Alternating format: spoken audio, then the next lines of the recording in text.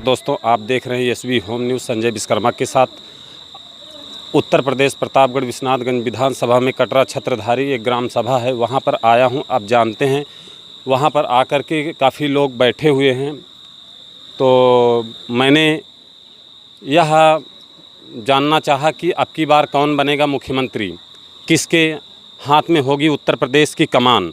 तो आइए हम जानते हैं सर्वप्रथम यहाँ की जनता से। पंडित जी, आप थोड़ा सा बताएं कि अब की बार कौन बनेगा मुख्यमंत्री, आपको क्या लग रहा है? जो हैं वही बनेंगे और 300 से ऊपर सीट जाएगी। नहीं, क्या कारण होंगे, क्या कारण होंगे आने के, उनके क्या कारण होंगे आने के? क्या काम किए हैं, विकास किए हैं? विकास सबका साथ, सबका विकास कर रहे हैं और सब अड़खित हो रहा है। गुंडागर्दी ख़त्म हो रही है। ये जो है सबसे बड़ा वो है कि राहत की सांस लिए हुए हैं लोग। यहाँ पे गुंडागर्दी जो ख़त्म हुई है और सबका साथ, सबका विकास हो रहा है। ऐसे योगी जी के नेतृत्व की ज़रूरत है अभी हमारे प्रदेश को, और हम कहते हैं कि आपकी 300 से ऊपर ज़्यादा ऊपर जाएगा आंकड़ा, और स्वच्छ सबके हमारे योगी जी हैं इसलिए। और अखिलेश यादव के राज में अखिलेश यादव भी 5 साल कमान संभाले और उसके बाद मुख्यमंत्री पद पर रहे। मायावती जी भी रही, क्या उनके कार्यकाल में क्या था, आप क्या जानते हैं, थोड़ा सा बताएंगे? और अंतर ये दोनों में है कि उनके समय में अराजकता थी, गुंडागर्दी थी। यहाँ पे जो है इस तरह से ऐसा नहीं है। योगी जी की सरकार में सब सुरक्षित हैं, सब सम्मान पा रहे हैं, इसलिए हम कहते हैं कि योगी जी पुनः हमारे प्रदेश की कमान संभाले रहे। और आप एक ग्राम सभा, थोड़ा अपना आप परिचय बताएं। दयाशंकर गिरी, भूतपूर्व प्रधानाचार्य, ग्राम सभा सिंधौर। बहुत बहुत धन्यवाद। और हम जानते हैं हमारे साथ और भी बैठे हैं, युवाओं का भी राय लेते हैं कि अब की बार कौन बनेगा मुख्यमंत्री। मैं ग्राम सभा दूल्हेपुर के प्रधान सत्यराज सरोज, माननीय हमारे मुख्यमंत्री आदित्य योगी जी से मेरा यही निवेदन है कि हमारे साथ जितने भी जनता जुड़े हुए हैं और इन्हीं के साथ हम सब उनके साथ जुड़े रहना चाहते हैं, और जो कार्य कर रहे हैं अभी इस समय हमारे बाबा जी, वो कार्य शायद कोई करके दिखाएगा। हमारे जितने मज़दूर लोग हैं उन मज़दूरों को कोई रोज़गार इतना दे सकता है तो सिर्फ माननीय हमारे बाबा साहब और हमारे मुख्यमंत्री, हमारे प्रधानमंत्री बाबा मोदी जी जो कर रहे हैं, ये शायद कोई कर सकता है हमारे यहाँ। आप थोड़ा अपना परिचय दीजिए। मैं सत्यराज सरोज, गांव दूल्हेपुर के प्रधान हूँ और मैं यह कार्य संभालने का काम कर रहा हूँ। और भी चाचा जी हैं, 3 मुख्यमंत्री का नाम लिए हैं, थोड़ा तीनों में कितना नंबर योगी जी को देंगे, माननीय मुख्यमंत्री जी को?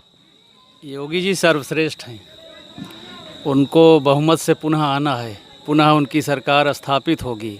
क्या कारण होंगे उनके, कुछ एक खास कारण बताएं। योगी जी के कार्यों में गुणवत्ता है, जनता उनके साथ है, अराजकता बहुत दूर है। अन्य दलों की सरकार बनती है तो उनके अंदर कोई ना कोई कमी रहती है, जात विशेष पर वो काम करते हैं। ये पूरे समाज को एक साथ लेकर के चल रहे हैं। अराजकता इनके समाज में कहीं नहीं है और विकास हर साइड में दिखता है। जनता इनसे बहुत खुश है। ओके, बहुत बहुत धन्यवाद। और हम थोड़ा सा और भी जानते हैं कि 3 मुख्यमंत्री के नाम हमने लिए हैं, तीनों मुख्यमंत्री में कौन सा सर्वश्रेष्ठ हैं? सर्वश्रेष्ठ जो प्रेजेंट टाइम में मुख्यमंत्री हैं आदित्य योगी जी, उनके अलावा ना कभी कोई रहा है, ना होगा। और सबसे चौमुखी विकास जो है आदित्य योगी जी का है, और इसी तरह मुख्यमंत्री बने रहें, मुख्यमंत्री बने रहें, यही कामना है। और भगवान से प्रार्थना भी है कि इन्हीं के जैसा मुख्यमंत्री चाहिए। उनके कोई एक काम जो आपको बहुत अच्छे लगे बता दीजिए, एक काम। सब काम चौमुखी विकास जो हो रहा है, कोई ऐसा काम नहीं है जो निंदनीय हो। विकास का कोई एक बहुत ज़्यादा जो आप एक नाम लीजिए, फट से एक नाम। गुंडागर्दी दमन, सड़क की व्यवस्था बढ़िया, लाइट की व्यवस्था, पानी की व्यवस्था, हर चीज़ों पर उनका ध्यान केंद्रित है। इसलिए उनकी सारी व्यवस्थाएं जो है ऐसी के ऊपर चौमुखी विकास हो रहा है, और उनको ही वोट मिलेगा, वही जीतेंगे, वही मुख्यमंत्री भी रहेंगे।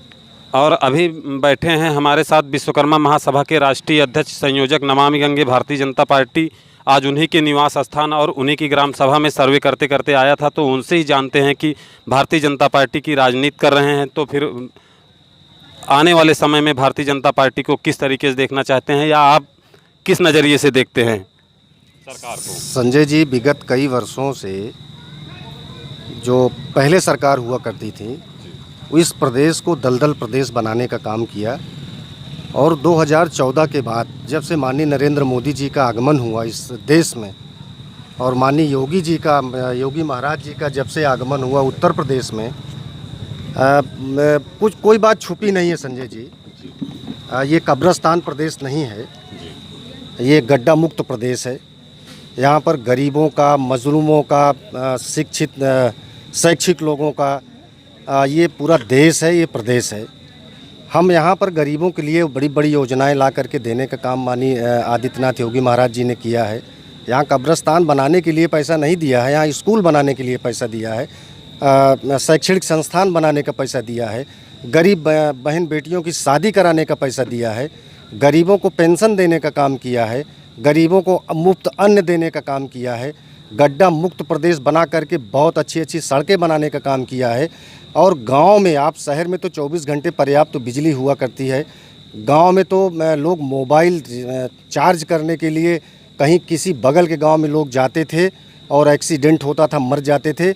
आज जो चुस्त दुरुस्त व्यवस्था पूरे प्रदेश में विद्युतीकरण करके, फ्री विद्युतीकरण की व्यवस्था करके माननीय आदित्यनाथ योगी महाराज ने दिया। किसी ने एक पैसा नहीं दिया, किसी का एक पैसा नहीं लगा। अगर एक घर जंगल में भी है, 50 बिजली का पोल लगा है, 50 बिजली का पोल पहुंचा करके वहां ट्रांसफार्मर लगा करके बिजली देने का काम किया और गांव में 18 घंटा 16 घंटा पर्याप्त बिजली आ रही है। आ रही है ना बिजली गांव में, बहुत अच्छी व्यवस्था है। किसान पेंशन देने का काम किया, आवास देखिए, घर घर लोगों को शौचालय देने का काम किया।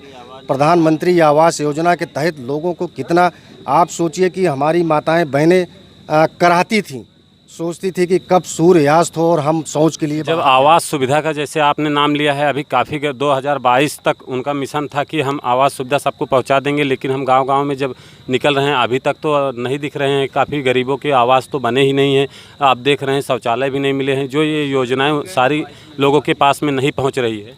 बहुत सारे आवास बन चुके हैं संजय जी, बहुत बड़ी जनसंख्या आबादी वाला ये प्रदेश है। 2022 में हमारी सरकार का पूरा प्रयास है, हम बना डालेंगे, नहीं तो 2024 तक तो इसको पूरा ही होना है। कोई नहीं छूटेगा, पूरे प्रदेश में कोई नहीं छूटेगा।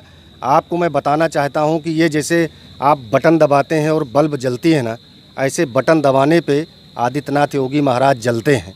इस प्रदेश के उगते हुए सूर्य हैं और इस प्रदेश को सूर्य की तरह वो चमकाने का काम करेंगे।